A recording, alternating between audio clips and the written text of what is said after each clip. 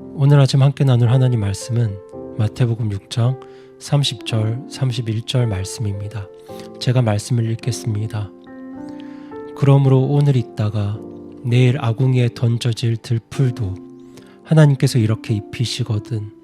오 너희 믿음이 적은 자들아, 하물며 너희는 더 잘 입히지 아니하시겠느냐. 그러므로 염려하여 이르기를 우리가 무엇을 먹을까? 혹은 우리가 무엇을 마실까? 혹은 우리가 무엇을 입을까? 하지 말라. 아멘. 한 신학자가 1세기 성도들의 삶이 기록된 문서를 찾아보았는데 그 문서 속에서 이상한 이름들을 발견하게 됩니다. 그 문서에는 사람들의 이름 앞에 디테이오스란 단어가 붙어 있었습니다. 예를 들면 디테이오스 요한, 디테이오스 바울, 디테이오스 바나바 이런 이름들이었습니다. 왜 이름 앞에 이런 단어가 붙었을까 살펴보니 그 디테이오스란 단어의 뜻이 염려하지 않는 사람이었습니다. 제 이름 앞에도 이런 단어가 붙게 되면 얼마나 좋을까 생각을 하게 됩니다. 왜냐하면 그리스도인다운 삶은 염려하지 않는 삶이기 때문입니다. 하지만 우리가 살아가면서 염려하지 않는 그리스도인들을 찾는 게 참 어렵습니다. 오늘 말씀을 듣는 분들 중에서도 염려가 하나도 없는 분이 계실까 생각하면 아마도 거의 안 계실 것 같습니다. 염려의 그물에 걸려들지 않는 인생은 없습니다. 사람들은 의식주 문제로, 먹고 사는 문제로 염려합니다. 세상의 일들로 염려합니다. 가족 문제, 직장 문제, 사업 문제, 자녀 문제로 염려합니다.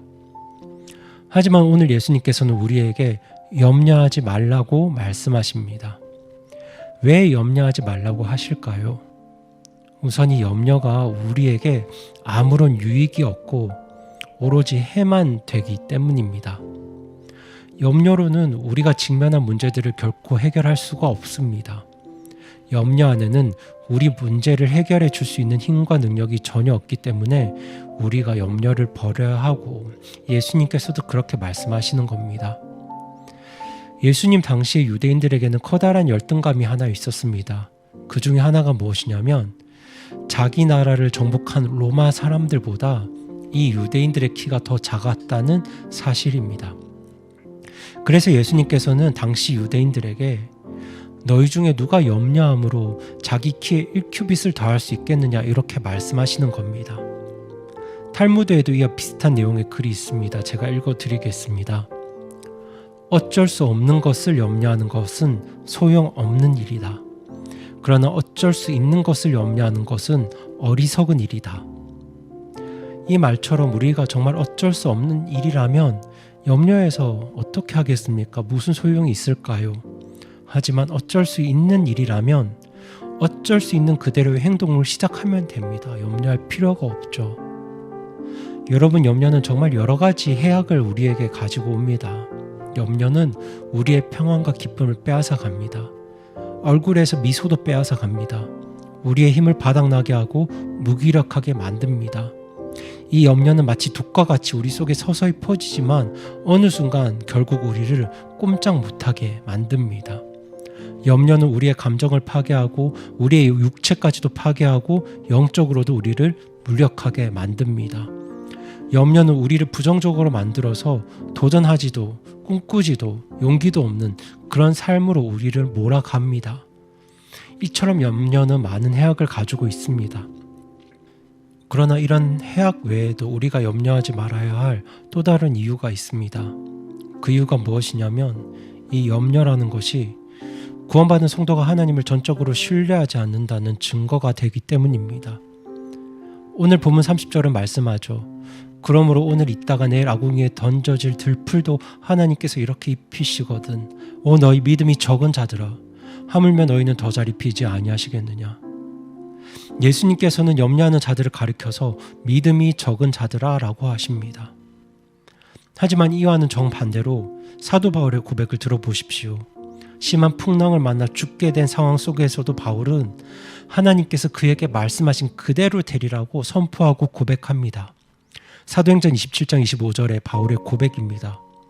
그러므로 선생들아 기운을 내라. 내가 하나님을 믿노니 내게 말씀하신 그대로 되리라. 아멘. 바울은 하나님 말씀을 믿음으로, 그 하나님의 선하심을 믿음으로 염려를 버리고 기운을 냅니다. 용기를 냅니다. 또한 사도 바울은 우리 하나님께서 모든 필요를 공급하실 것에 대한 확신을 담대하게 고백합니다. 빌립보서 4장 19절입니다. 오직 내 하나님께서 그리스도 예수님을 통해 영광 가운데서 자신의 부요하심에 따라 너희의 모든 필요를 공급하시리라. 아멘. 이 사도 바울의 고백은 정말 험난한 인생 가운데서도 하나님께서 얼마나 나를 세밀하게 돌보고 지켜주셨는가를 경험한 사람의 입에서만 나올 수 있는 굉장히 귀한 고백이고 간증입니다. 여러분, 우리 하나님은 사랑이 풍성한 하나님이십니다. 능력과 지혜는 끝이 없으십니다. 온 우주의 모든 것이 그분의 소유입니다. 그 하나님께서는 자신을 의지하는 자들에게는 풍성하게 베푸십니다. 때문에 우리는 염려 대신에 정말 감사함으로 기도와 간구를 통해서 하나님께 우리의 필요를 알리고 구해야 합니다. 염려는 하나님에 대한 불신앙을 표현하는 것이기 때문에 우리가 그 염려를 버려야 합니다. 그리고 우리가 염려하지 말아야 할 또 다른 이유가 있습니다. 그 이유가 무엇이냐면 이 염려는 구원받은 그리스도인의 신분에 어울리지 않기 때문입니다. 마태복음 6장 32절은 이렇게 말씀합니다. 이 모든 것은 이방인들이 구하나니 너희 하늘 아버지께서는 이 모든 것이 너희에게 필요한 줄 아시느니라. 아멘. 지금 이 말씀이 무엇이냐면 예수님께서는 지금 염려하는 것이 무엇을 먹을까, 무엇을 마실까, 무엇을 입을까 염려하는 것이 이방인들의 삶의 방식이라고 말씀합니다. 하나님 없이, 예수님도 없이, 영원한 생명의 소망도 없이 살고 있는 불신자들의 삶의 모습이라고 말씀하시는 겁니다. 그들에게 염려는 당연한 삶의 한 부분입니다. 그들에게는 죽음 이후에 대한 답이 없습니다. 죽음에 대한 해답이 없기 때문에 삶에 대한 해답도 없습니다. 그렇게 인생의 문제에 대한 해답이 없기 때문에 미래에 대해서도 불안해하고 염려합니다. 의지할 것은 돈밖에 없습니다.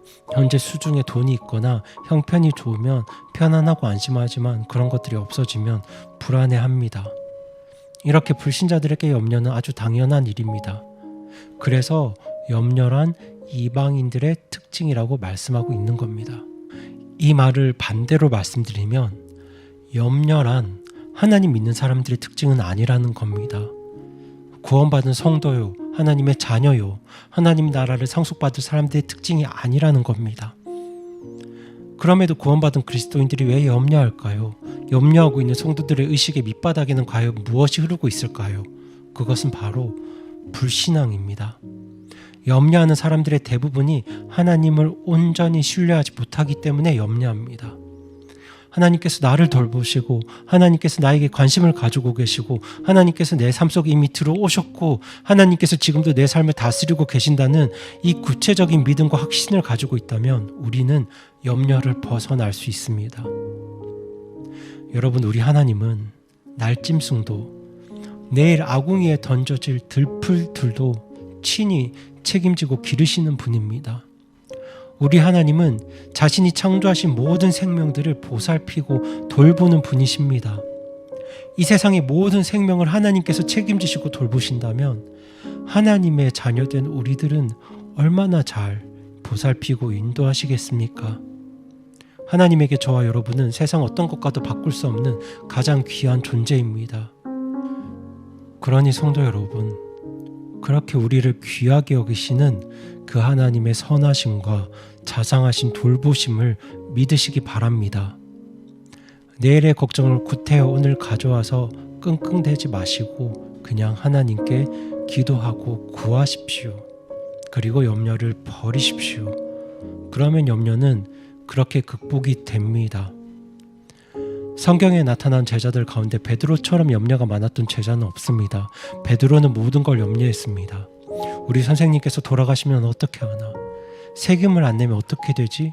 로마 군인들에게 잡혀가면 어떻게 하나?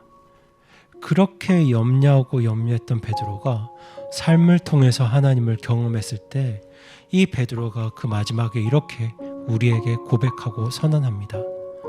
베드로전서 5장 7절 말씀입니다. 너희의 모든 염려를 그분께 맡기라. 그분께서 너희를 돌보시느니라. 아멘. 오늘 만약 여러분에게 어떤 염려들이 있다면 이 베드로의 권면을 마음에 담으시기 바랍니다. 사도 바울이 담대하게 고백했던 그 하나님을 믿으시기 바랍니다. 무엇보다도 오늘 예수님께서 우리에게 직접 하신 그분의 약속을 믿으시고 신뢰하십시오. 그렇게 염려를 내려놓으시고 하나님을 의지할 때 주님께서 주시는 평안과 소망이 우리 오늘 성도님들께 힘이 되고 위로가 되기를 바라며 오늘 말씀을 마칩니다.